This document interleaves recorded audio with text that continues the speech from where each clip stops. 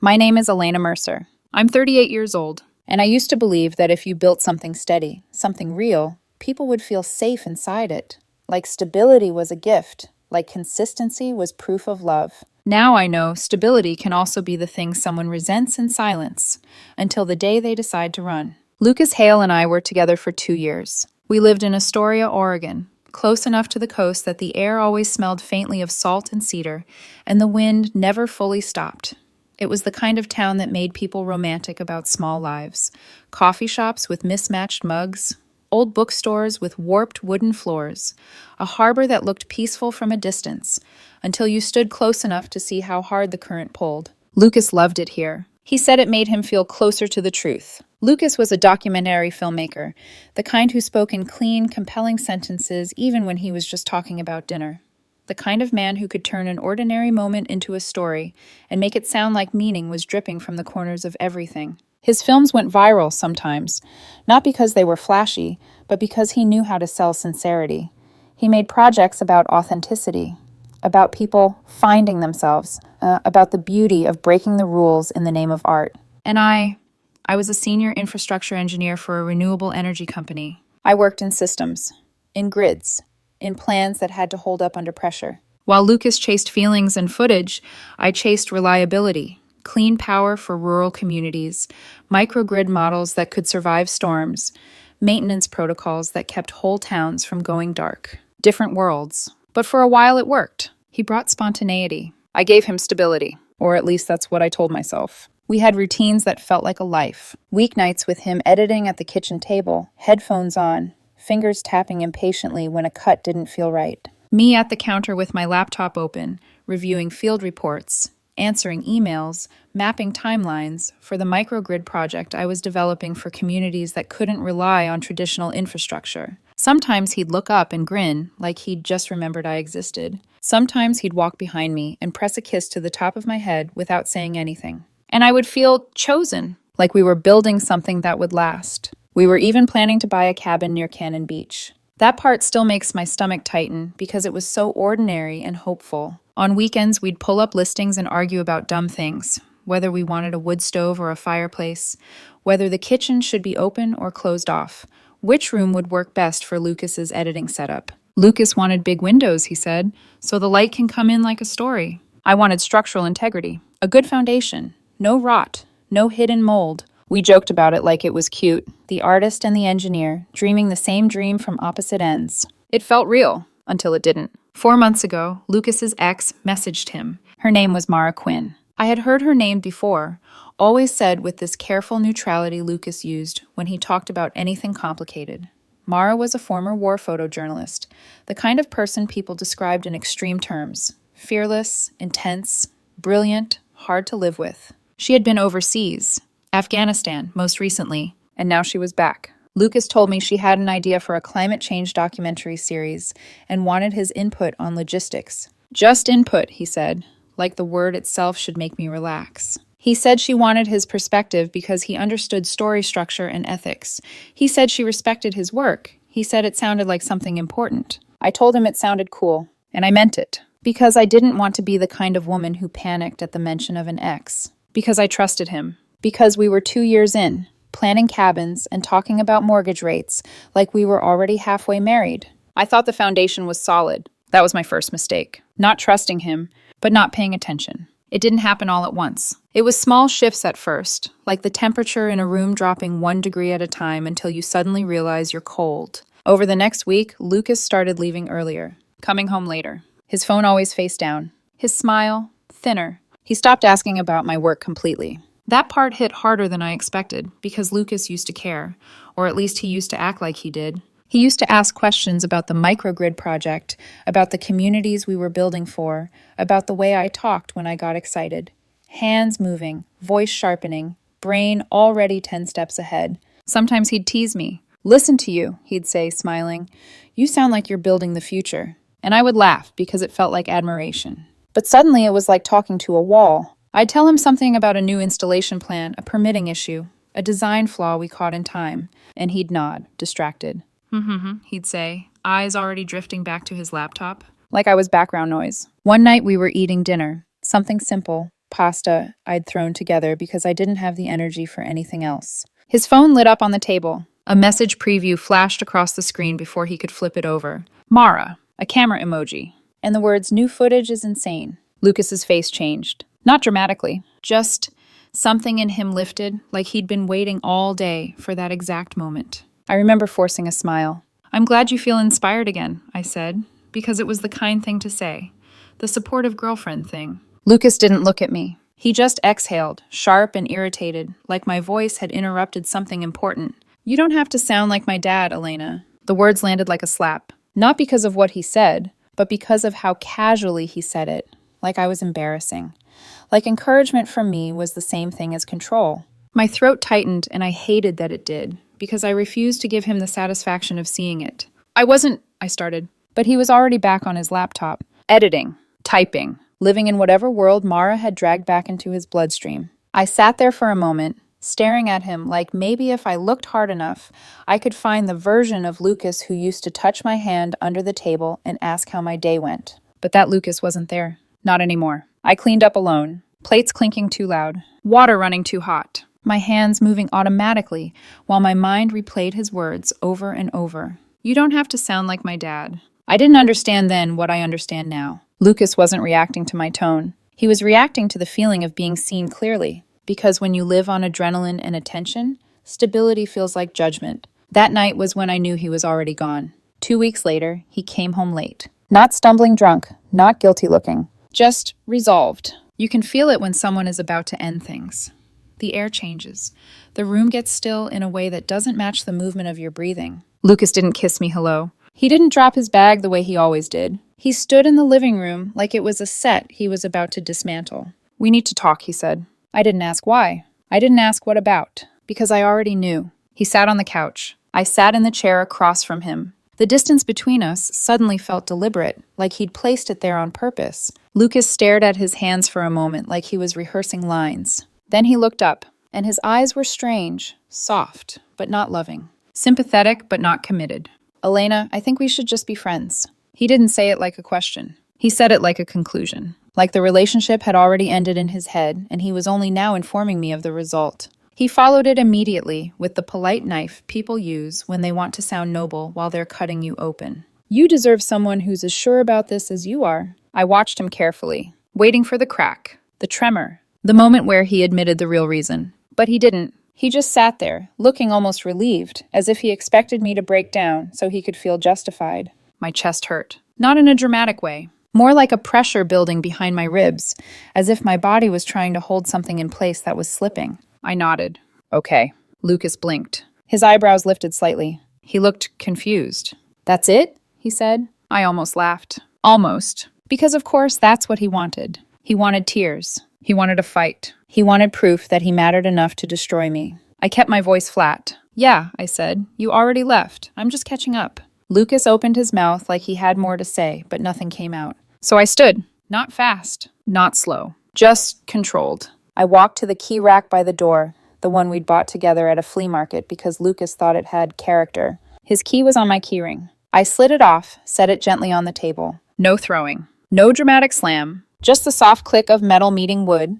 Then I grabbed my jacket. Lucas stayed sitting, watching me like he couldn't figure out what scene this was supposed to be. I didn't say goodbye. I didn't accuse him. I didn't ask about Mara, because asking would have meant he still had something I needed, and he didn't. I walked out. No yelling. No tears. Just left. I stayed at a motel that night. The kind with thin blankets and curtains that didn't fully close, letting the neon from the parking lot leak into the room like a bruise. I lay on the bed fully dressed, staring at the ceiling, waiting for my phone to buzz. A call. A text. Anything. Even anger. Anything that proved he realized what he'd done. Nothing came. The silence stretched out like punishment. The next day I crashed with a friend.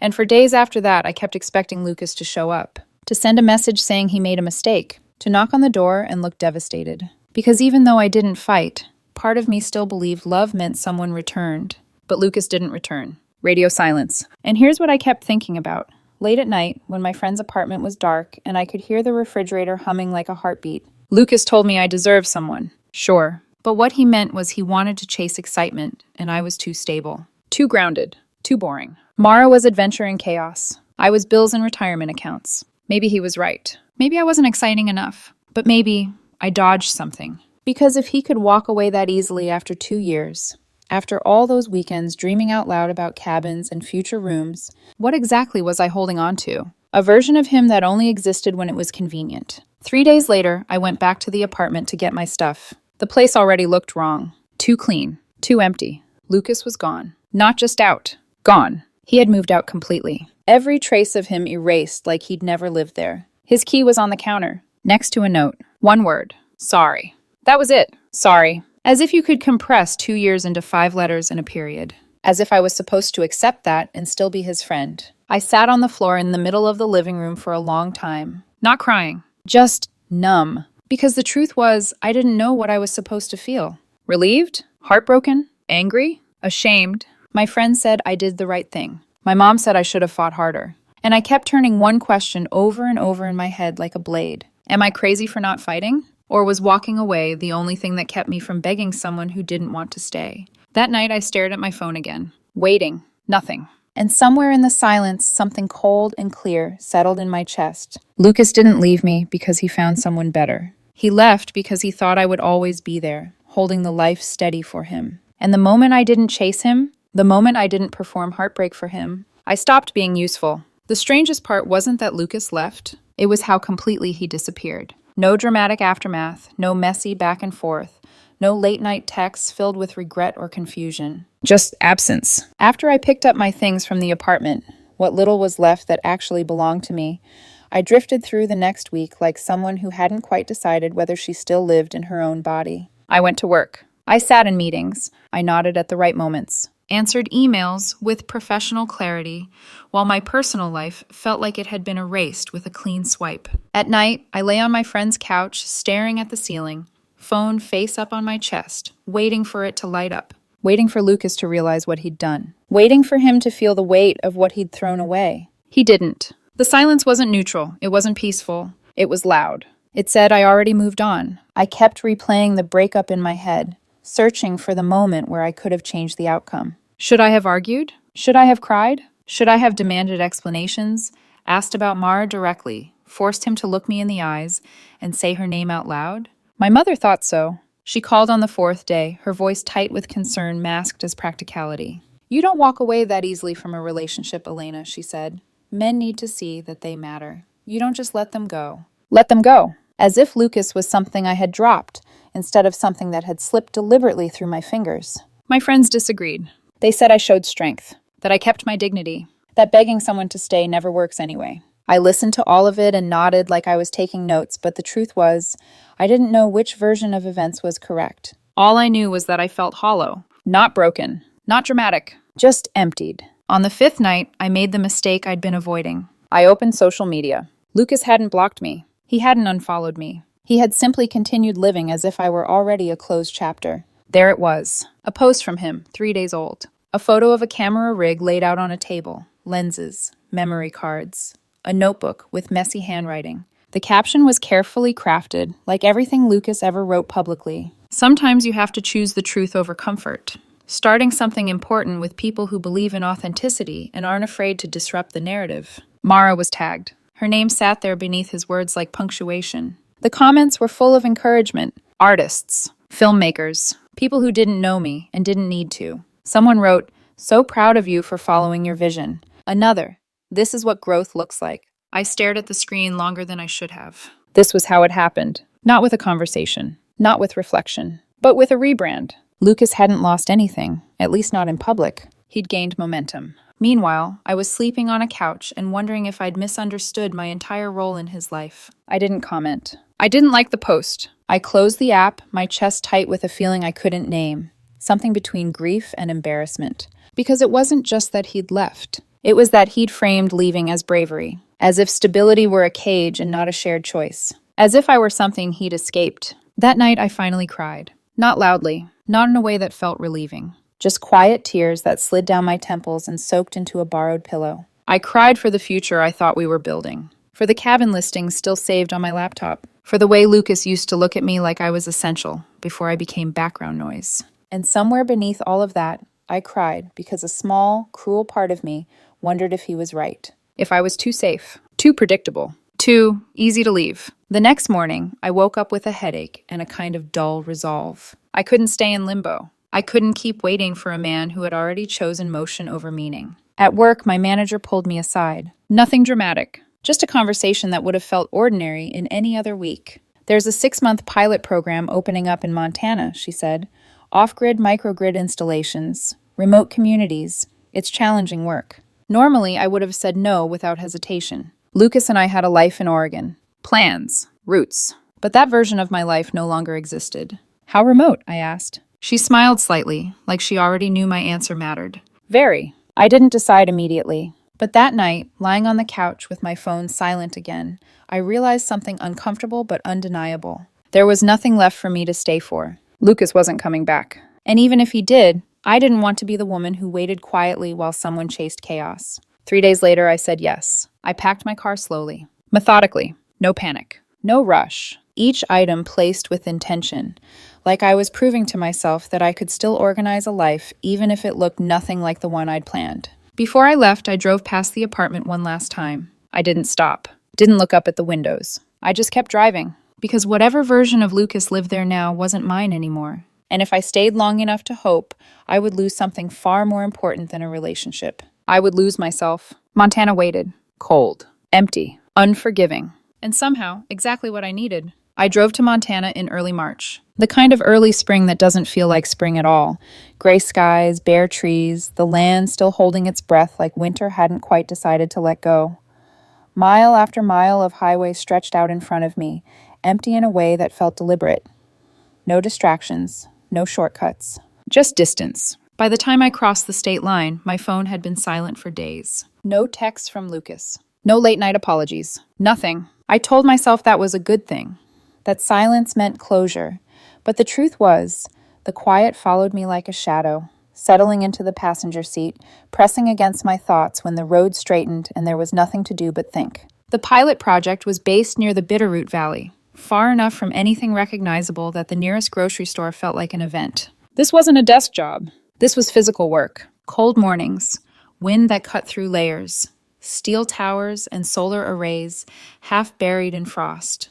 Diesel generators humming in the background, relics of a system that had never been designed for people this far out. My job was to help replace that, to install and maintain microgrids, hybrid systems using solar, wind, and battery storage for communities that had lived off unreliable power for decades. It was complicated, unforgiving, and exactly what my brain needed. The first week, my hands were sore every night. I came back to the small rental cabin the company had arranged, kicked off my boots, and fell asleep without scrolling through my phone. No social media. No checking Lucas's page just once. No wondering what Mara was posting or whether their documentary was gaining traction. Out here, if something broke, you fixed it. If a plan didn't work, you adjusted. There was no room for romanticizing failure. Systems either held or they didn't. On weekends, I started hiking alone. Not long trails, just enough to clear my head. I bought a cheap drone from a local shop and started filming the landscape. Nothing artistic, no intention to share it. Just erosion patterns from old mining sites. Snowmelt carving through rock. Wind bending grasses in synchronized waves. It was oddly calming, watching systems form without anyone narrating them. 2 months into the project, I started working more closely with the field legal counsel. His name was Nathan Brooks. We had crossed paths years ago back in Oregon, always in passing. Emails forwarded, meetings overlapped, but never aligned. Out here, there was no avoiding anyone. Nathan was not what I expected. Sharp, quiet. Dry humor delivered so deadpan I sometimes didn't realize he was joking until the corner of his mouth twitched upward. We'd be standing at a remote site waiting for contractors to finish securing a turbine, and he'd mutter something about regulatory absurdities that made me snort before I could stop myself. We started talking after work, not intentionally, just two people lingering near the trucks, watching the sun dip behind the mountains, neither in a hurry to return to empty cabins. He never asked about my relationship, never pried, but I think he could tell I was working through something. One night, after a long day troubleshooting a battery storage issue, he brought a bottle of whiskey to the fire pit behind the housing units. No labels, no ceremony. Just poured 2 fingers into metal cups and handed me one. We argued about environmental policy. about whether building something that lasted was more important than making a statement, about whether disruption was overrated. At some point, I mentioned, casually, that I'd left a relationship not long before coming out here. Nathan didn't react, didn't offer sympathy. He just nodded once and said, "People leave when they realize you're not a supporting character in their story. You're the protagonist in your own." The words settled in my chest heavier than I expected, because Lucas had never wanted me as a protagonist. He wanted me as infrastructure, something that made his life easier while he chased meaning elsewhere. Around the same time, I broke my rule and checked social media again. Lucas and Mara's documentary seemed to be moving forward, at least on the surface. Crowdfunding links, location scouts, long captions about capitalism stifling creativity and how real stories were always punished. Then, slowly, the tone shifted. Posts became defensive. Engagement dropped. Comments turned critical. Questions about budget overruns, narrative focus, timelines. Mara responded with long emotional explanations. Lucas stayed quieter. A sponsor pulled out. Someone in the film community posted about it, tagging Mara and hinting at creative differences. I didn't feel satisfaction, just resignation. Because chaos always looks exciting until you try to build something inside it. And while their project wobbled, mine took off. We brought an experimental microgrid online for a community that had relied on diesel generators for years. The installation was brutal. Weather delays, supply issues, one inverter failure that nearly pushed us over schedule. But when the system finally went live, it worked beautifully. Clean power, stable output, no drama. Local news covered it. Then a regional sustainability group. Then a national publication ran a piece on innovative renewable solutions in rural America. The company received a grant to expand the program, and I was named lead engineer on the expansion. Nathan was the one who told me. We were reviewing compliance paperwork when he slid his laptop across the table, the announcement already open. I read it twice before it sank in. He watched me carefully. "You built something that'll outlast all of us," he said. "That matters."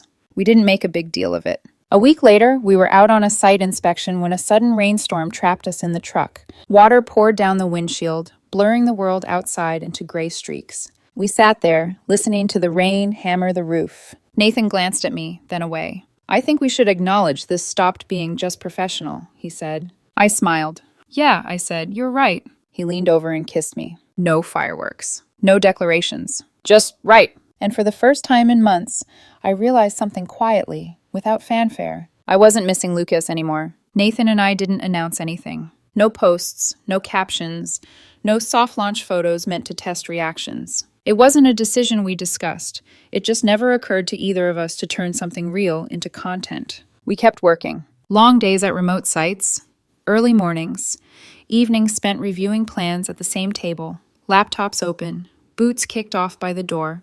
Sometimes we talked, sometimes we didn't. The silence between us never felt like absence. It felt like rest. That was the first real difference I noticed. With Lucas, silence always meant distance. With Nathan, it meant peace. He didn't ask me to explain myself. Didn't need reassurance. Didn't need to be inspired by me in order to stay. He simply showed up. Meanwhile, Lucas's world continued unraveling. I didn't follow it closely anymore. Not obsessively, not the way I had in the beginning.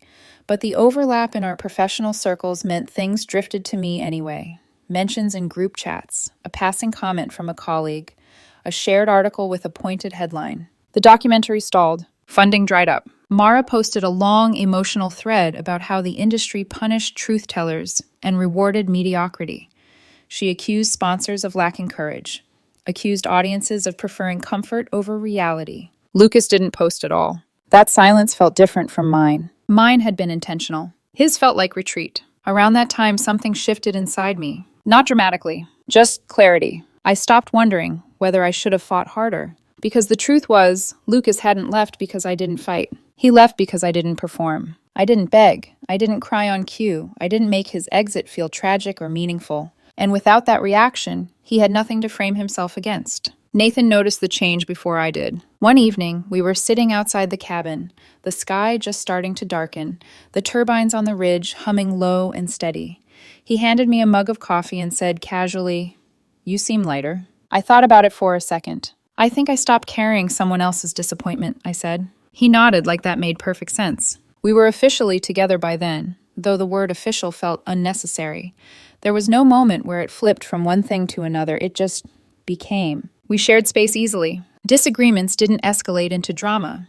They ended in compromise, or understanding, or sometimes simply agreeing to think about it later. No chaos, no constant validation. And that scared me a little at first, because I'd been trained by Lucas, by past relationships, by a world addicted to intensity, to believe that love had to be loud to be real. Nathan never made me feel like I was auditioning. He didn't watch me to see who I might become. He watched me to understand who I already was. I hadn't heard from Lucas since the note on the counter, but I knew, somewhere, somehow, he knew about Montana, about the project, about the expansion, about me. Information has a way of traveling through overlapping ecosystems, and I didn't care. Not anymore. At least, that's what I told myself. Because I didn't know yet that the past doesn't always stay quiet. Sometimes it waits. And sometimes, when you're finally standing on solid ground, it comes back to see if you'll still sink. I found out Lucas was coming back into my orbit the same way I'd found out everything else about him lately,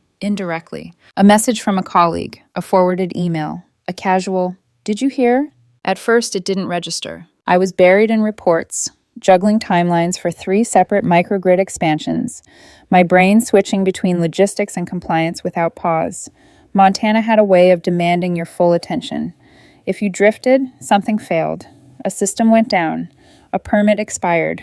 A community lost power. Then I heard my name. Elena Mercer? The receptionist's voice carried down the hallway of the field office, uncertain, like she wasn't sure she was pronouncing it correctly. I froze. No one ever asked for me in person. I stood slowly, every muscle in my body tightening, in a way I hadn't felt in months. Not fear, not panic. Recognition. I walked toward the lobby, already knowing what I would see. Lucas was standing near the front desk, hands in his jacket pockets, posture careful, almost tentative.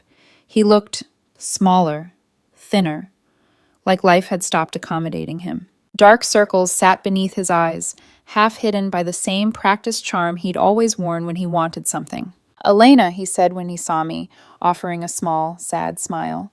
"Hey." For a moment, I just stared. Not because I missed him, but because my body was remembering a version of him my mind no longer believed in. "What are you doing here?" I asked. He hesitated, like he'd rehearsed several answers and couldn't decide which one would land best. "I'm working on a documentary about rural resilience," he said finally. "Renewable energy, off-grid communities.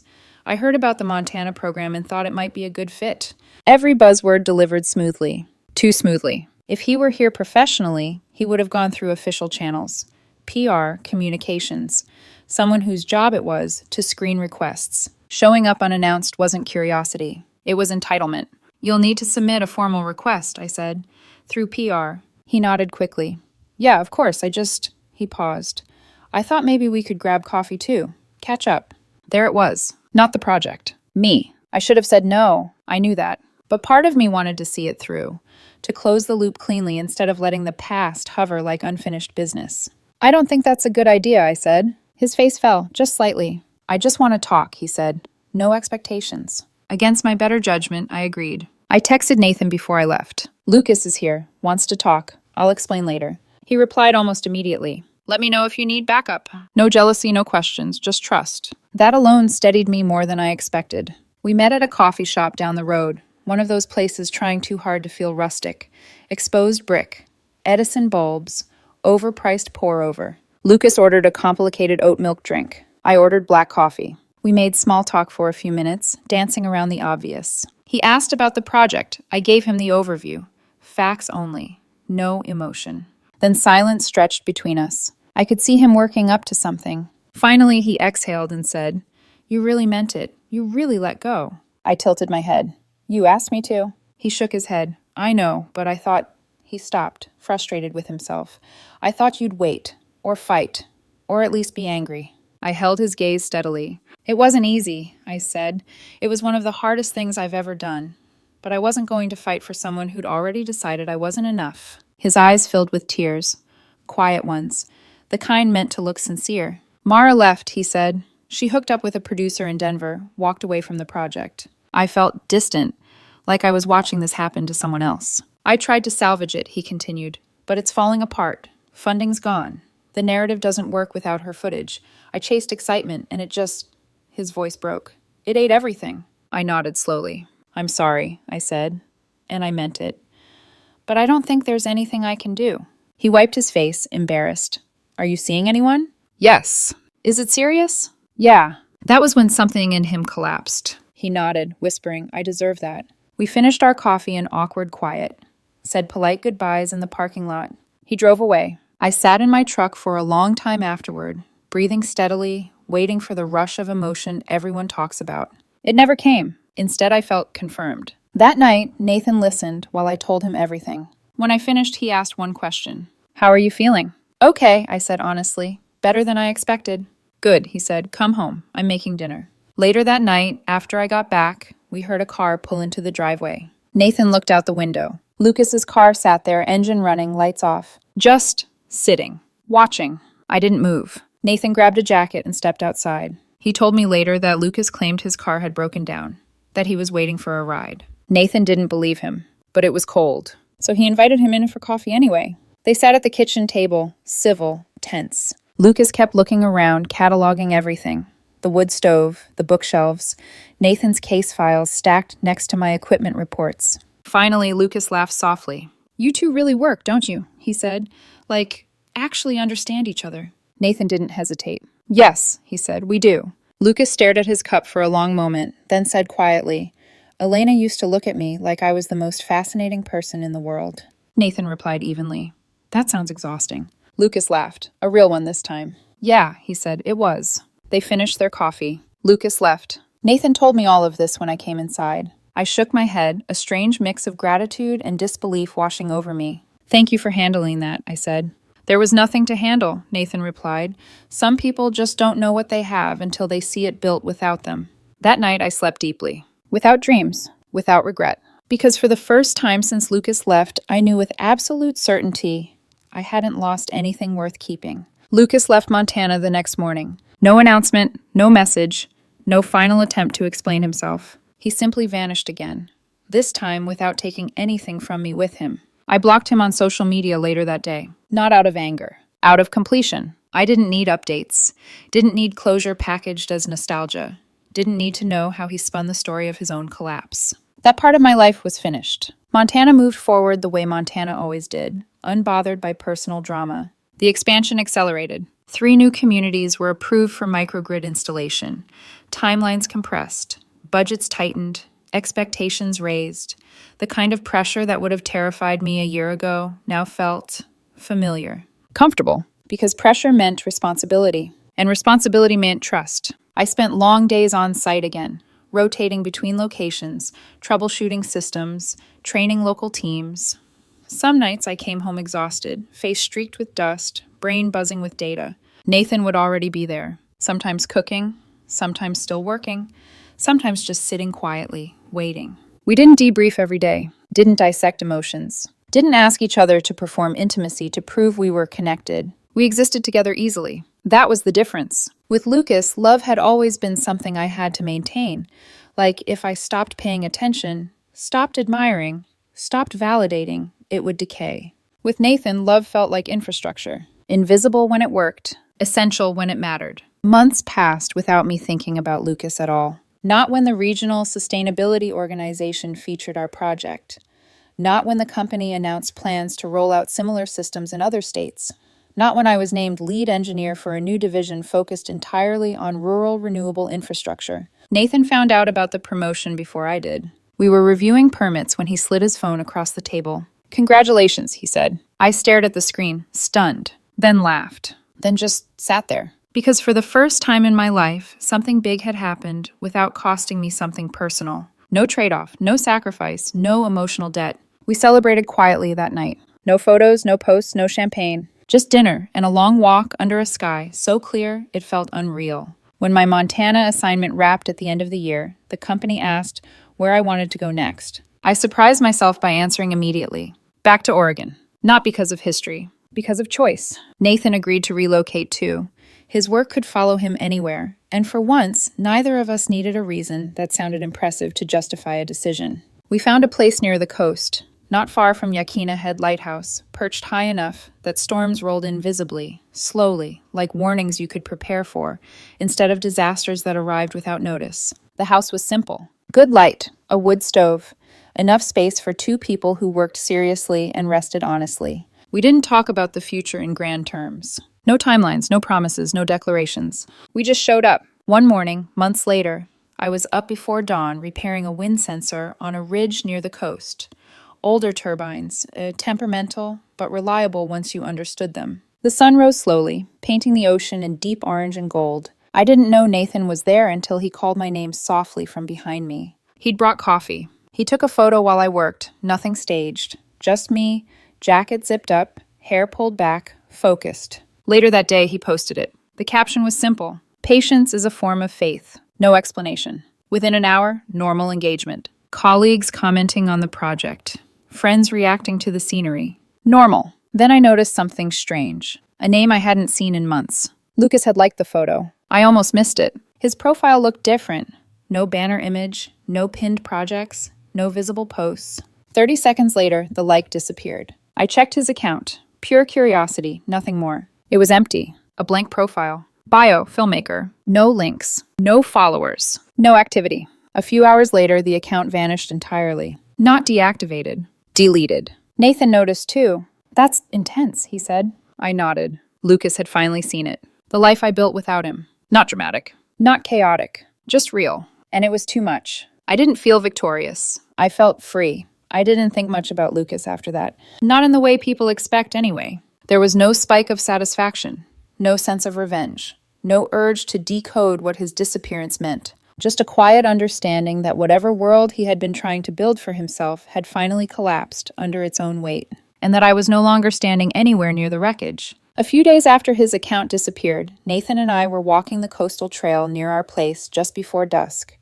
The fog was rolling in low and slow, blurring the horizon until the ocean and the sky looked like they were melting into each other. Behind us, on the ridge, the turbines hummed steadily.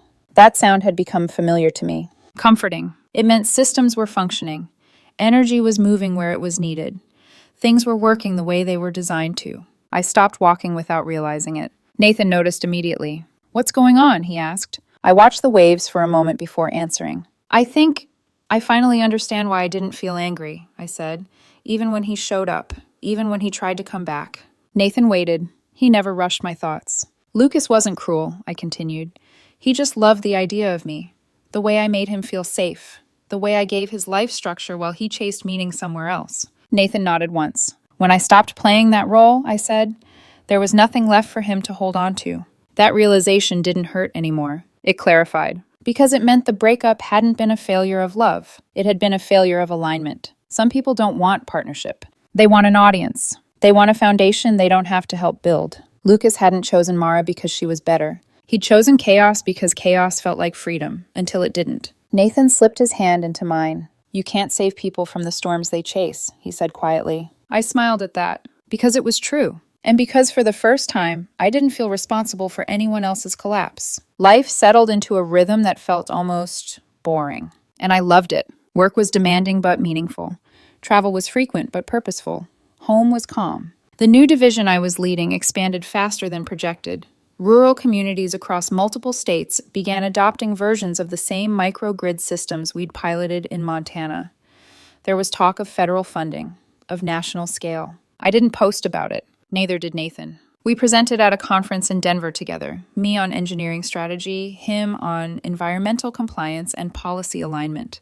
The response was overwhelming. Standing ovations, follow-up meetings, media interest. Still no announcements. Still no performance. After the conference, we flew home, drove the coastal highway in silence, windows cracked open, salt air filling the car. At home, we made dinner. That was it. I realized then that the life I was living now would have terrified the version of Lucas who left me, because there was no drama to film, no emotional chaos to shape into narrative, no grand arc where he was the misunderstood hero. This life didn't need explaining. It just worked. Every once in a while, someone would ask if we were planning to take the next step.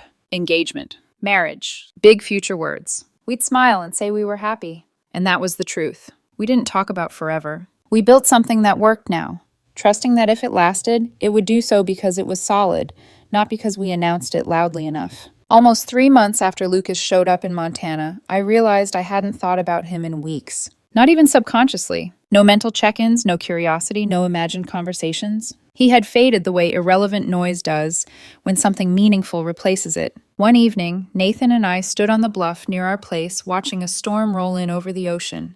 The wind picked up, tugging at our jackets, carrying the low, steady hum of turbines behind us. I listened to that sound and felt something settle in my chest. Peace. Not excitement, not adrenaline. Peace. You know what I learned this year? I said. Nathan glanced at me. That walking away with dignity isn't giving up, I continued. It's choosing not to abandon yourself. He smiled. I thought about Lucas then, not with resentment, not even with sadness, just clarity. He would probably always chase the next thing, the next story, the next feeling that promised meaning without requiring stillness.